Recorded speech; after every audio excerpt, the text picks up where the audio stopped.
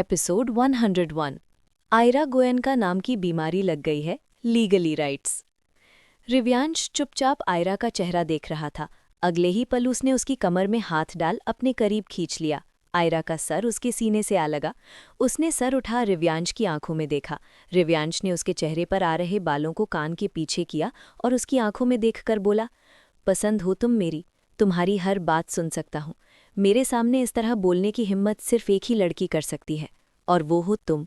बोलकर उसने हल्के से आयरा के माथे पर किस किया और उसे अपने सीने से लगा लिया। वो धीरे धीरे उसके बालों में उंगलियां चला रहा था। उसकी नज़रें सामने टिकी की और दिमाग में कल रात की जलती हुई बिल्डिंग की तस्वीरें एक एक करके रिवाइज हो रही थी। बिल्डिंग को जलाने में एआर का नाम, ये सब कोई कोइंसिडेंट नहीं हो सकता था। आयरा को रिव्यांश थोड़ा अजीब लग रहा था।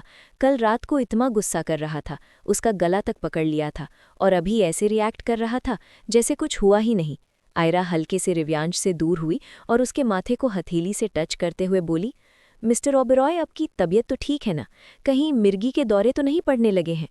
रिव्यांश ने उसका हाथ अपने माथे से हटाया और उसकी आंखों में देखकर बोला, जब से तुमसे मिला हूं तब से तबीयत खराब रहने लगी है। दिल की धड़कनों को खून की जगह तुम्हारी ज़रूरत होने लगी है। हर सांस सिर्फ तुम्हारा नाम लेती है।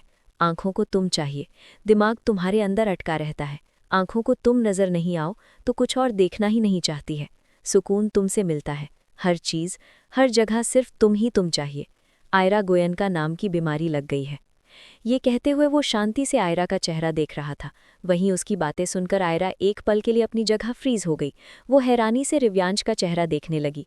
अचानक ही उसका दिल बहुत तेजी से धड़कने लगा। तभी हल्का सा हवा का झोंका आया, जिससे आयरा अपने सेंस में आई।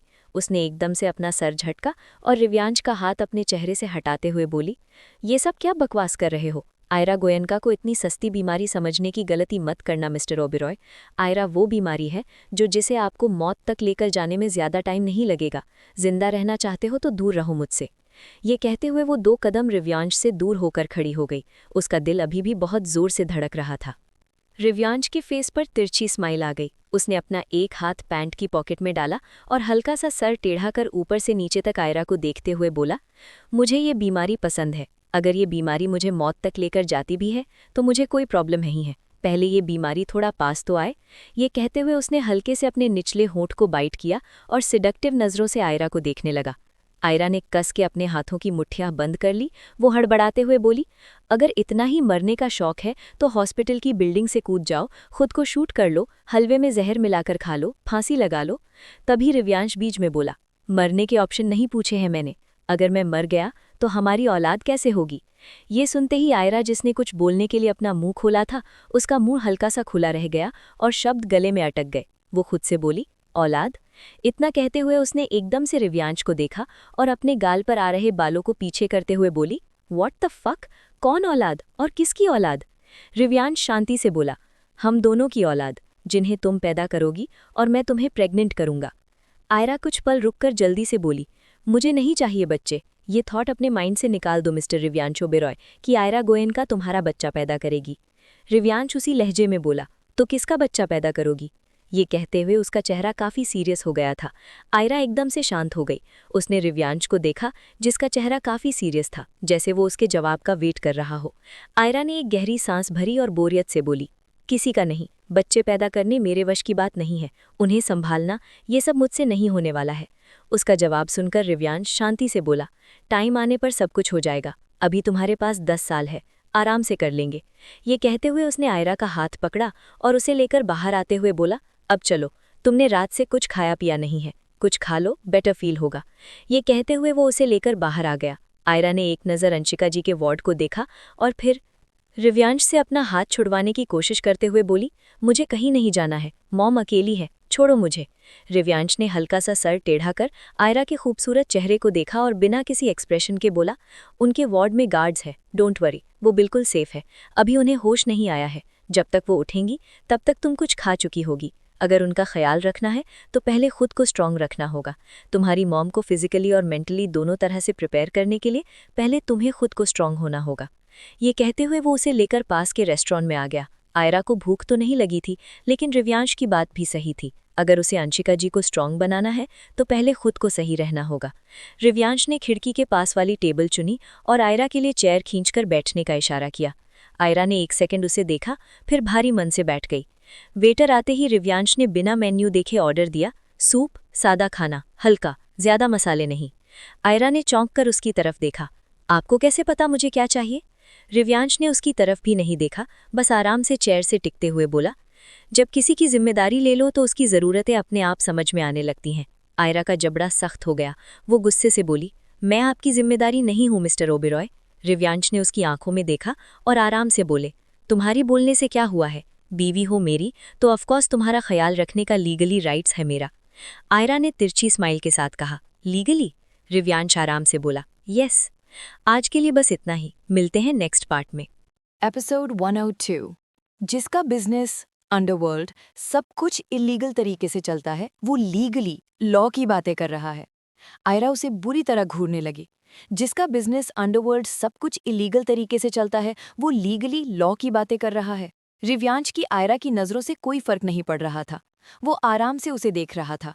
वेटर ने खाना सर्व किया और चला गया। आयरा ने एक नज़र खाने को देखा, तभी रिव्यांश ने खाने की प्लेट को अपनी तरफ खिसकाया और स्पून उठा उसे खाना खिलाने लगा। आयरा ने एक बार रिव्यांश की आंखों में देखा और फिर स्पून को घूरने लगी। रिव्यांश बिना किसी एक्सप्रेशन के बोला, ये घूरने से तुम्हारे पेट में नहीं लाने वाला है, मुंह खोलो और खाओ चुपचाप। आयरा का मुंह बन गया। उसने रिव्यांश को घूरते हुए अपना मुंह खोल दिया। रिव्यांश आराम से आयरा को खाना खिला रहा था। खाने का टेस्ट आयरा के अकॉर्डिंग ही था। ये बात आयरा को भी समझ नहीं आ रही थी कि रिव्यांश को उसके बारे में इतना सब कैसे पता है, जबकि उसे क्या पसंद है क्या नहीं, ये तो उसकी पिछली जिंदगी में उसके माँ बाप को भी नहीं पता था, और नहीं अंशिका जी को। अंशिका जी को आयरा की पसंद मालूम थी, अलीशा की नहीं, जबकि रिव्यांश ने अलीशा की पसंद का खाना ऑर्डर किया था। अलीशा के दिमाग में चल तो बहुत कुछ रहा था, लेकिन अभी उसने सारे सवालों को साइड में रखा और खाने पर फोकस करने लगी। लेकिन तभी अचानक आयरा के कानों में कुछ आवाज़ पड़ी, जिसे सुनकर आयरा ने सर उठा, सामने वॉल की तरफ देखा, जहां सामने लगे टीवी में न्यूज़ चल रही थी। एंकर की आवाज़ रेस्टोरेंट की शोर को चीरती हुई आयरा के कानों में पड़ी। मुंबई के इंडस्ट्रियल एरिया से बड़ी खबर सामने आ रही है। अंडरवर्ल्ड और बिजनेस वर्ल्ड के बड़े नाम त्रेहान ओबेरॉय की सबसे पुरानी और खास कंपनी ओबेरॉय एक्सपोर्ट्स को देर रात आग के हवाले कर दिया गया है। आयरा का हाथ वहीं का वहीं रुक गया। स्पून उसके होठों तक पहुंच ही नहीं पाया। एंकर आगे बोला, सूत्रों के मुताबिक आग लगना हादसा नहीं बल्कि प्लान्ड अटैक माना जा रहा है। फैक्ट्री पूरी तरह जलकर खाक हो चुकी है। करोड़ों का नुकसान बताया जा रहा है। टीवी स्क्रीन पर जलती हुई फैक्ट्री की फुटेज चलने लगी। लपटें आसमान तक उठ रही थी। फायर ब्रिगेड की गाड़ियां, चीख पुकार और बैकग्राउंड में सायरन की आवाज़। सबसे चौंकाने वाली बात यह है कि इस हमले के पीछे एआर ग्रुप का नाम सामने आ रहा है। पुलिस को शक है कि ये बदला लेने की कार्रवाई हो सकती है। टीवी में चल रही न्यूज़ को देखकर आयरा के फेस एक्सप्रेशन एकदम से बदल गए। रिव्यांश की नज़रें आयरा के चेहरे पर टिकी थी और उसके बदलते फेस एक्सप्रेशन देखकर उसने कस के अपने हाथों की मुठ्ठियां बंद कर ली। रिव्यांश ने सर घुमा, एक नज़र टीवी को देखा और फिर अपना फ़ोन उठा किसी को मैसेज करके फ़ोन को वापस टेबल पर रख दिया। आयरा धीमी सी आवाज़ में बोली, what the hell is all this? Trehan Oberoi की कंपनी जल गई और इसमें एआर का नाम लिया जा रहा है। इतना सब हो गया और मुझे अभी तक कुछ भी पता नहीं चला। कंपनी में इतने सारे एम्प्लॉय, पर्सनल असिस्टेंट, डायरेक्टर सबके होने के बाद किसी ने मुझे ये न्यूज़ देने की ज़रूरत नहीं समझी। साले सब के सब निकम्मे हैं। लगता है इनका आखिरी दिन आ गया है। ये लोग अब कंपनी में काम नहीं करना चाहते हैं।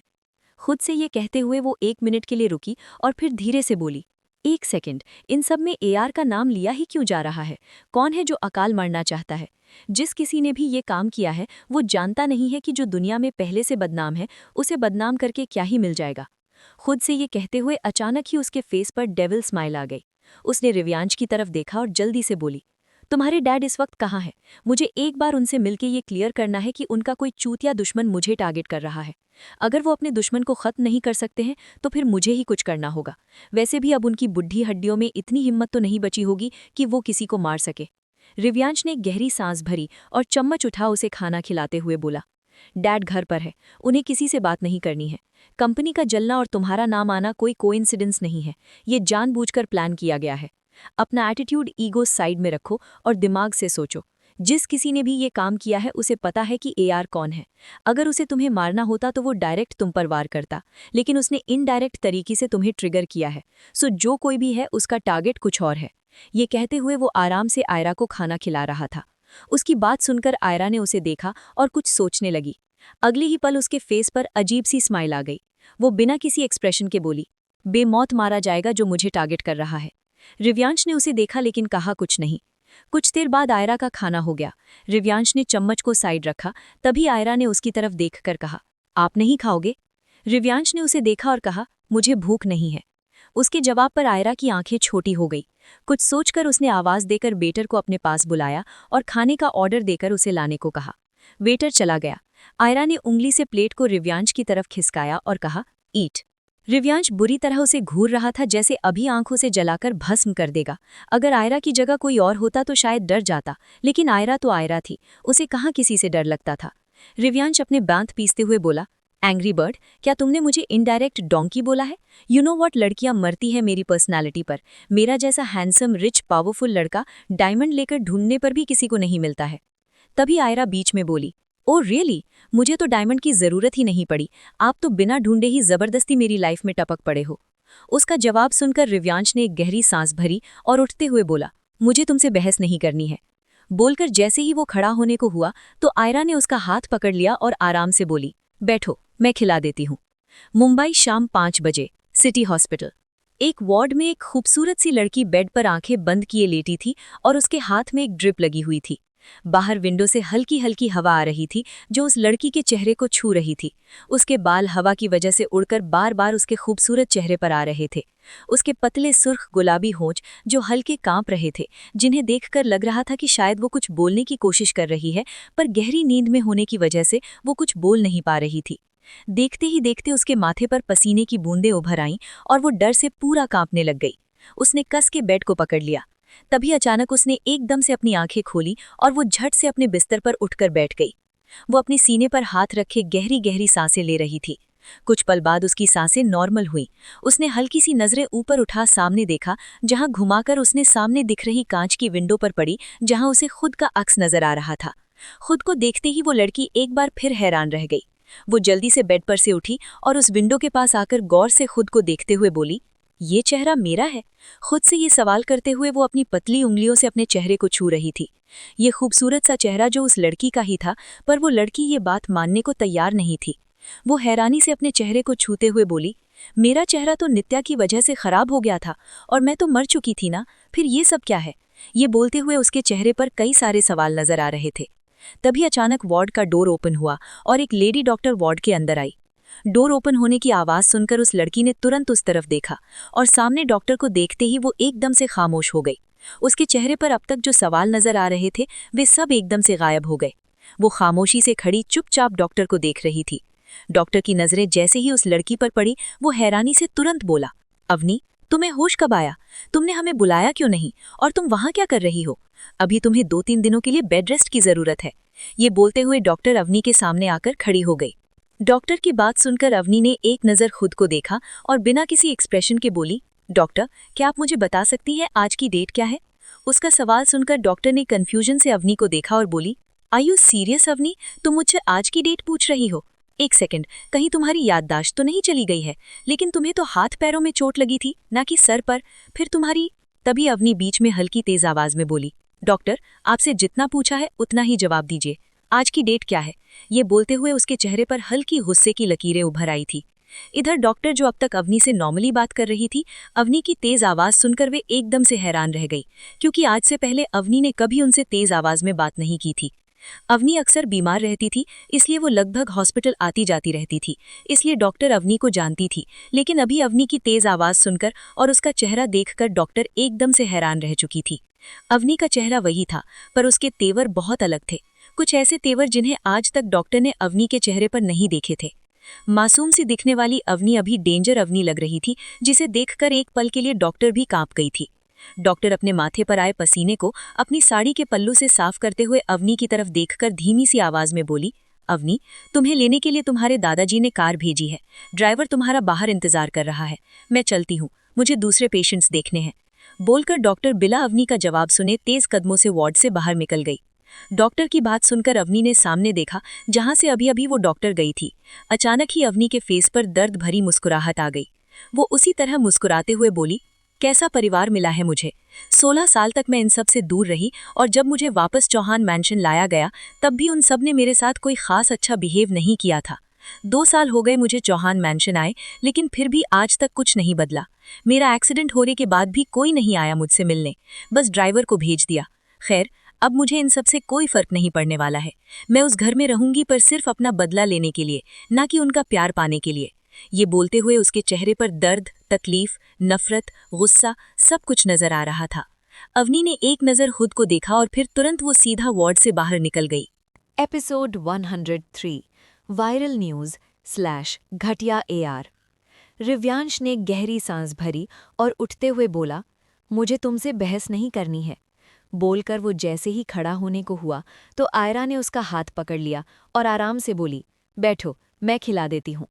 बोलकर उसने खाने की ट्रे उठाई और अपनी हाथ से रिव्यांश को खाना खिलाने लगी। रिव्यांश ने एक नज़र आयरा के हाथ को देखा, जिसमें उसने खाने की बाइट को पकड़ा हुआ था और उसके होठों के बेहद नज़दीक था, और फिर उसके चेहरे को देखने लगा। रिव्यांश की नज़रों से आयरा को थोड़ा अनकंफर्टेबल फील होने लगा था। उसने आज से पहले किसी भी मर्द को हाथ से खाना नहीं खिलाया था, इसलिए उसे थोड़ा अजीब लग रहा था। उसका नेचर ही नहीं था ऐसा कि वो किसी को खाना खिला दे। उसके सामने अगर कोई आदमी भूख से मर रहा हो तब भी उसे कोई खास फर्क नहीं पड़ता था। रिव्यांश ने आयरा के चेहरे को देखते हुए अपना मुंह खोल दिया। आयरा ने अपनी नज़रों को इधर-उधर करते हुए रिव्यांश की मुंह में खाने का बाइट डाल दिया। रिव्यांश ने झट से अपना मुंह बंद कर लिया और आयरा की उंगलियां उसके मुंह के अंदर ही रह गईं। आयरा ने झट से रिव्यांश के चेहरे को देखा, जिसके फेस पर सिडक्टिव एक्सप्रेशन थे, जिन्हें देखकर आयरा के कस के अपने दूसरे हाथ की मुट्ठियां बंद कर लीं। उसका दिल बेहद जोरों से धड़कने लगा था। आयरा ने जल्दी से अपना हाथ बाहर खींचा। उसकी पूरी उंगलियों पर रिव्यांश का सलाइवा लगा था, जिसे देखकर उसने गहरी सांस भरी और टिश्यू से अपना हाथ साफ कर वापस रिव्यांश को खाना खिलाने लगी। उसने रिव्यांश से कुछ नहीं कहा था। रिव्यांश जानबूझकर आयरा की उंगलियों को अपने मुंह में ले रहा था और बीच बीच में हल्का हल्का बाइट भी कर रहा था। आयरा उसे घूरते हुए खाना खिला रही थी, लेकिन कहा कुछ नहीं था। थोड़ी देर बाद दोनों का खाना हो गया और दोनों साथ में वहां से चले गए। रिव्यांश ने आयरा को हॉस्पिटल में छोड़ा और अपना ख्याल रखने का बोलकर वो ऑफिस के लिए निकल गया। रिव्यांश के जाने के बाद आयरा हॉस्पिटल से बाहर आई और अपनी कार के अंदर बैठकर वहां से निकल गई। उसने अंशिका जी के पास अपने सबसे हॉनेस्ट और डेंजर बॉडीगार्ड्स को छोड़ दिया था, जिनके होते हुए उसे कोई टेंशन नहीं थी। कुछ देर बाद आयरा की कार AR बिल्डिंग के सामने आकर रुकी। आयरा कार से बाहर आई और सीधी बिल्डिंग के अंदर चली गई। उसने चेहरे पर मास्क और आंखों पर ब्लैक शेड्स लगाए हुए थे, जिससे उसका चेहरा किसी को भी क्लियर नजर नहीं आ रहा था। आयरा जैसे ही बिल्डिंग के अंदर आई तो उसे देखकर सारे एम्प्लॉय अपनी जगह से खड़े हो गए और सर झुकाकर उसे ग्रीट किया। आयरा ने उन्हें रिस्पेक्ट देते हुए हल्का सा सर हिलाया और बैठने का इशारा कर तेज आवाज में बोली, आर्यन, केबिन में आकर मिलो। बोलकर वो सीधी अपने केबिन में चली गई। आर्यन, जो वहीं खड़ा था, आयरा की तेज आवाज सुनकर एक पल के लिए वो कांप गया। उसने अपनी पैंट की पॉकेट से रुमाल निकाला और माथे पर आया पसीना साफ कर धीमे कदमों से आयरा के केबिन की तरफ जाने लगा। अब वो आयरा का ऑर्डर नहीं मानकर अपनी मौत को इनवाइट नहीं करना चाहता था। आर्यन टॉप फ्लोर पर आया और डोर पर नॉक करते हुए बोला, कैन आई कम इन? अंदर से आवाज आई, कम ऑन। आर्यन ने गहरी सांस भरी और अंदर आ गया। तभी उसकी नजरें रोलिंग चेयर पर बैठी आयरा पर पड़ी, जो अपनी आंखें बंद किए चेयर के हेड रेस्ट से सर टिकाए और हाथ में गन पकड़े उसके साथ खेलते हुए मुस्कुरा रही थी। उसकी वो मुस्कुराहट बेहद नेगेटिव वाइब दे रही थी। आयरा के हाथ में गन देखकर आर्यन का गला सूखने लगा। उसने कस के अपने हाथों की मुट्ठियां बंद कर ली और मुंह में आए सलाइवा को निगल लिया। तभी उसके कानों में आयरा की आवाज पड़ी, मिस्टर आर्यन, आपको दुनियादारी की कुछ खबर है या नहीं? आर्यन सवालिया नजरों से आयरा को देखने लगा। वो कन्फ्यूजन से डरते हुए बोला, एक्सक्यूज मी मैम, मुझे कुछ समझ नहीं आया। आयरा अपनी गन को माथे पर रब करते हुए सर टेढ़ा करके बोली, इतना हार्ड क्वेश्चन तो नहीं है कि तुम्हें समझ नहीं आया। सिंपल सा क्वेश्चन है कि दुनिया में आजकल क्या चल रहा है, इसकी खबर है या नहीं तुम्हें? ये कहते हुए उसने अपना फ़ोन ऑन किया और उसमें वही न्यूज़ देखने लगी जो कल से ट्रेंडिंग में थी। सोशल मीडिया पर AR को भला बुरा बोला जा रहा था। कुछ लोग तो AR को गालियां भी निकाल रहे थे। आयरा आराम से लोगों के कमेंट पढ़ रही थी, जो उसे न जाने क्या क्या बोल रहे थे। आर्यन के माथे माथे पर पसीना आने लगा। आर्यन को कुछ नहीं बोलता देख आयरा ने एकदम से टेबल पर रखा पेपरवेट उठाया और सीधा आर्यन की तरफ फेंका। पेपरवेट आर्यन के सर पर जा लगा। एक तेज चीख के साथ आर्यन का चेहरा दूसरी तरफ झुक गया और उसके सर से हल्की सी खून की धारा बहते हुए बूंदें आंखों की पुतलियों पर गिरने लगी। पेपरवेट फ्लोर पर जा गिरा। आर्यन ने कस के अपनी आंखें बंद कर ली। एक पल के लिए उसका सर चकराने लगा था। आयरा अपनी जगह से उठी और आर्यन के करीब आकर उसके बालों को अपनी मुट्ठियों में जकड़ते हुए चेहरा ऊपर उठाया।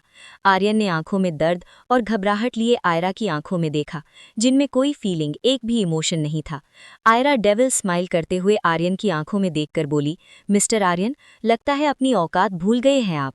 इस कंपनी की ओनर मैं हूँ। यहाँ की क्वीन सिर्फ और सिर्फ एआर है। क्वीन से बात छुपाने का रिजल्ट तुम्हें पता है क्या हो सकता है? ये कहते हुए आयरा अपने हाथ में पकड़ी गन को आर्यन के गाल पर बेहद अजीब तरह से फिराने लगी। आर्यन खामोशी से आयरा की आंखों में देख रहा था। उसने अपने डर को कंट्रोल में करते हुए कहा, आई एम सॉरी मैम, गलती हो गई, माफ कर दीजिए। आगे से कभी ऐसी गलती नहीं होगी। आपकी मॉम हॉस्पिटल में एडमिट थी, इसलिए मैंने। तभी आयरा ने उसकी बात बीच में काटते हुए तेज आवाज में कहा, तो तुमने सोचा कि मैम को उनकी कंपनी, उनके वर्ल्ड से रिलेटेड न्यूज़ देना सही नहीं होगा? क्या तुम भूल गए कि तुम सिर्फ मेरे नौकर हो और नौकर का काम होता है मालिक को सब कुछ बताना? तुम होते कौन हो मेरी पर्सनल लाइफ में घुसने वाले? आज के लिए बस इतना है, मिलते हैं नेक्स्ट पार्ट में। एपिसोड 104 मीडिया के सवाल। एआर को कोई नहीं छू सकता है। तभी आयरा ने उसकी बात बीच में काटते हुए तेज आवाज में कहा, तो तुमने सोचा कि मैम को उनकी कंपनी, उनकी वर्ल्ड से रिलेटेड न्यूज़ देना सही नहीं होगा? क्या तुम भूल गए कि तुम सिर्फ मेरे नौकर हो और नौकर का काम होता है मालिक को सब कुछ बताना? तुम होते कौन हो मेरी पर्सनल लाइफ में घुसने वाले? किसने हक दिया तुम्हें मेरी लाइफ में इंटरफेयर करने का? मेरी मॉम हॉस्पिटल में थी, ये मेरी प्रॉब्लम है कि मैं सब कुछ कैसे हैंडल करती, तुम्हारी नहीं। तुम्हारा काम सिर्फ मुझे अपडेट देने का है, जो कि तुमने नहीं किया। अब दफा हो जाओ यहाँ से और फिर कभी मुझे अपनी घटिया शक्ल मत दिखाना। ये कहते हुए आयरा ने झटके से आर्यन के बालों को छोड़ दिया, जिससे आर्यन का सर एक बार फिर दूसरी तरफ झुक गया। खून उसके माथे से अभी भी निकल रहा था और सूजन भी आ गई थी। आर्यन की आंखों में हल्का सा पानी आ गया। उसने नजरें उठा आयरा को देखा, जो गुस्से से कांप रही थी। उसकी सांसें अब नॉर्मल हो रखी थी। आयरा इतने गुस्से में थी कि वो ढंग से सांस भी नहीं ले पा रही थी। अब खड़े खड़े मेरा मुंह क्या देख रहे हो? जिंदा रहना चाहते हो तो निकल जाओ यहाँ से, आयरा ने जोर से चिल्लाते हुए बेहद गुस्से में कहा। आर्यन एक पल के लिए कांप गया और फिर दूसरे ही पल तेज कदमों से कैबिन से बाहर निकल गया। उसकी आंखों में जो आंसू थे वो अब लुढ़क कर गालों पर आ गए थे। आयरा ने अपना फोन उठाया और सीधा किसी को कॉल मिला दिया। कुछ देर रिंग जाने के बाद दूसरी तरफ से कॉल पिक हुआ। आयरा ने अपनी कड़क आवाज में कहा, मीडिया को अंदर भेजो और मिस्टर त्रेहान ओबरॉय के साथ 1 घंटे बाद मेरी मीटिंग फिक्स करो। बोलकर उसने बिना सामने वाले की बात सुने कॉल कट कर दिया। आयरा ने फोन पॉकेट में रखा और अपना ओवरकोट पहनकर बाहर निकल गई। एआर इंडस्ट्रीज के मेन एंट्रेंस पर मीडिया की भीड़ उमड़ चुकी थी। कैमरों की फ्लैशलाइट्स लगातार चमक रही थी। माइक एक दूसरे से टकरा रहे थे। मैम, मैम, इधर देखिए। आयरा मैम, क्या एआर का हाथ त्रेहान ओबेरॉय की कंपनी जलाने में है? क्या ये पर्सनल रिवेंज था? क्या आप चुप क्यों थी अब तक? जैसे ही आयरा बाहर निकली, ब्लैक ओवरकोट में, आंखों पर डार्क सनग्लास और चेहरे पर वही ठंडी बेपरवाह शांति, पूरा माहौल एक पल को थम सा गया। उसके पीछे सिक्योरिटी थी, लेकिन आयरा ने हल्के से हाथ उठाकर उन्हें रोक दिया। वो खुद आगे बढ़ी। एक रिपोर्टर ने माइक लगभग उसके चेहरे से सटा दिया और सवाल करते हुए बोला, मैम, सोशल मीडिया पर ये ट्रेंड कर रहा है कि त्रेहान ओबेरॉय की कंपनी में लगी आग एआर की प्लानिंग थी। क्या आप कुछ कहना चाहेंगी? आयरा ने धीरे से अपने सनग्लास उतारे। उसकी आंखें कैमरे में नहीं, सीधे सवाल पूछने वाले रिपोर्टर की आंखों में थी। आयरा ने एक नज़र चारों तरफ घुमाई और फिर उस रिपोर्टर की आंखों में देखकर बोली, फर्स्ट थिंग, एआर किसी के पीछे छुपकर वार करने वाली कंपनी नहीं है। अगर एआर कुछ करती है तो उसका नाम छुपाया नहीं जाता, लिखा जाता है, बड़े अक्षरों में। उसकी आवाज़ शांत थी, लेकिन इतनी ठंडी कि रोंगटे खड़े हो जाएं। उस रिपोर्टर की पकड़ हल्की सी माइक पर मजबूत हो गई। आयरा की आंखों से निकलने वाली इनविजिबल रोशनी, जो किसी को दिखाई नहीं दे रही थी, लेकिन उसका इफ़ेक्ट इतना था कि वहां खड़ा हर कोई अपने आसपास बढ़ती ठंड और डार्क ऑरे को साफ महसूस कर सकता था। एक दूसरा रिपोर्टर बोल पड़ा, तो आप ये साफ तौर पर कह रही हैं कि आग लगने में एआर का कोई हाथ नहीं है? आयरा के होठों पर हल्की सी बेहद खतरनाक स्माइल आ गई। उन्होंने अपने सनग्लासेस पर बड़ी अदा के साथ होठों को गोल घुमा फूंक मारते हुए कहा, मैं ये साफ तौर पर नहीं, बहुत साफ तौर पर कह रही हूं, त्रेहान ओबेरॉय की कंपनी जलने में एआर का 1% भी हाथ नहीं है। आयरा का जवाब सुनकर उस रिपोर्टर ने कुछ पल रुककर कहा, लेकिन मैम, आपके और मिस्टर ओबेरॉय के बीच पुरानी दुश्मनी। दुश्मनी? आयरा ने बात काट दी। दुश्मनी बराबरी वालों में होती है, और जहां तक आग की बात है, एआर आग लगाकर नहीं खेलती, एआर सिस्टम जलाकर खत्म करती है, वो भी लीगल तरीके से। अगर किसी को सबूत चाहिए तो कोर्ट में आकर बात करे। सोशल मीडिया की अफवाहों से एआर की नींव नहीं हिलती।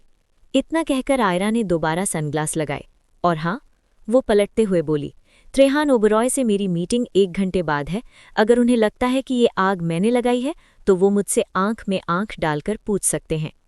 ये कहकर आयरा अंदर चली गई। पीछे मीडिया वाले आयरा को देखते रह गए। आज तक जिससे भी मीडिया वाले मिले थे, उन्होंने बड़े से बड़े लोगों की भी बोलती बंद कर दी थी, लेकिन आज पहली बार था कि एक छोटी सी लड़की ने उनकी बोलती बंद कर दी। उनके पास पूछने के लिए कुछ बचा नहीं था। हर कोई आयरा के कोल्ड एटीट्यूड को देखकर हैरान था। एक फीमेल रिपोर्टर ने इम्प्रेस होते हुए कहा, मानना पड़ेगा, क्या लड़की है यार, अब तक सिर्फ सुना था इनके बारे में, आज देख भी लिया। तभी दूसरी रिपोर्टर बोली, अरे मैंने सुना है कि इनका अंडरवर्ल्ड से भी रिलेशन है, लेकिन अफसोस आज तक ये कंफर्म नहीं हो पाया है। अंडरवर्ल्ड की क्वीन शायद यही हैं। हमने जितनी बार भी ये जानने की कोशिश की है, उतनी बार हम फेल हो गए हैं। तभी एक मेल रिपोर्टर बोला, तुम बेवकूफ़ हो क्या? तुम्हें पता भी है क्वीन कौन है? एआर क्वीन नहीं हो सकती है। क्वीन बहुत खतरनाक है, उससे दूसरी गैंग के माफियाज भी डरते हैं। क्वीन चलती फिरती मौत की देवी है, वो जहां भी जाती है मौत का तांडव मचा देती है। ये कहते हुए उसके माथे पर हल्की पसीने की बूंदें उभर आईं। वो सोच सोच कर ही बहुत ज्यादा डरने लगा था। क्वीन को अपने सामने देखकर तो शायद वो मर ही जाता। उस रिपोर्टर की बातें सुनने के बाद सब एकदम से चुप हो गए, क्योंकि उसने कुछ गलत नहीं कहा था। इधर दूसरी तरफ हॉस्पिटल में कलिका मशीनों से घिरी हॉस्पिटल बेड पर लेटी हुई थी। उसके मुंह पर ऑक्सीजन मास्क लगा हुआ था, हाथ में ड्रिप लगी थी। तभी उसके वार्ड का डोर ओपन हुआ और नितेश जी अंदर आए। उनकी नजरें बेड पर लेटी कलिका पर पड़ी, जो बेहोश थी। पूरी बॉडी पर वाइट बैंडेज बंधी हुई थी। उसका वो बदन जिसे देखकर उन्होंने अंशिका जी को चीट किया था, आज वही बदन किसी काम का नजर नहीं आ रहा था। डोर के पास खड़े नितेश जी एकटक कलिका को देखे जा रहे थे। धीरे धीरे उनकी आंखों में नफरत का दरिया उमड़ने लगा। उन्होंने गुस्से से कहा, तुम्हारी वजह से मेरा घर बर्बाद हो गया। अगर तुम मेरी जिंदगी में नहीं आई होती तो मेरा दोस्त मुझसे दूर नहीं होता, मेरी बीवी मुझे छोड़कर नहीं जाती, मेरी बेटी मुझसे नफरत नहीं करती, मेरा बेटा कभी मुझे मिस्टर नितेश गोयनका कहकर नहीं बुलाता। तुम्हारी वजह से सब मुझसे दूर हो गए। आज मैं बर्बादी के कगार पर सिर्फ तुम्हारी वजह से खड़ा हूँ। ये सब कहते हुए वो कलिका के पास आ गए। उनकी आंखों में उसके लिए बेशुमार नफरत नजर आ रही थी।